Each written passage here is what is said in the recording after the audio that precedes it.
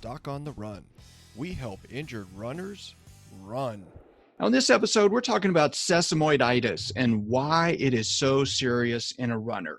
You know, the sesamoid bones are these two little bones, and they sit under the big toe joint. And interestingly, when I show x-rays to someone, like somebody who has a stress fracture, almost always the first thing they say is, what are those two things? And they're pointing to the sesamoid bones. Well, sesamoid bones are basically like your kneecap. They're embedded within the tendon under the big toe joint, and they help your big toe joint just work more efficiently. But the problem is that you're stepping on them and you're standing on them. And so when they get injured, it's really hard to calm them down. They're also very small and they don't have a great blood supply. So if you get a problem with the sesamoids and you get sesamoiditis and it gets flared up and it gets worse and worse and worse, a lot of times it'll turn into a sesamoid stress fracture, which is then very serious because it can actually crack and break. And you think, well, what's the big deal? Well, one of the worst injuries you can get is a broken kneecap because it's inside the joint and the cartilage on the inside of your kneecap has to move back and forth for your knee to work correctly. So if you break it, it is really not good. You do not want to break your kneecap and you really don't want to break the sesamoids. Unlike your kneecap, the normal treatment for a sesamoid fracture that gets worse and won't heal is to remove the sesamoid bone.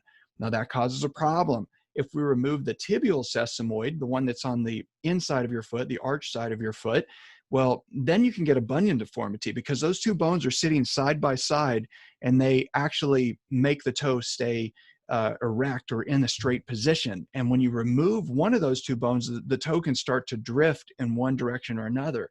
And so you start to get problems where your foot doesn't fit in the shoe correctly, your foot's unstable. And of course, if you remove one of them, you then have twice as much pressure on the other one. So it's a real problem. So sesamoid injuries have to be taken very seriously. So if your doctor tells you to stay off of it, you need to stay off of it. There's always stuff you can do to remove the pressure and shift it somewhere else, but you have to be very cautious and you really need to heed the warning of the severity of this injury because you don't want to play around with it. And that is really why sesamoiditis is so serious in a runner.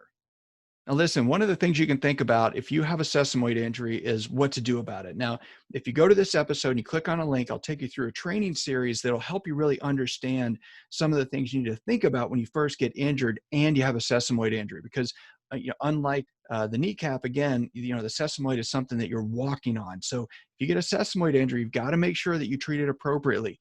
You want to really do everything that you can to maintain your running fitness during this period that you're healing, because otherwise you're going to get severely deconditioned.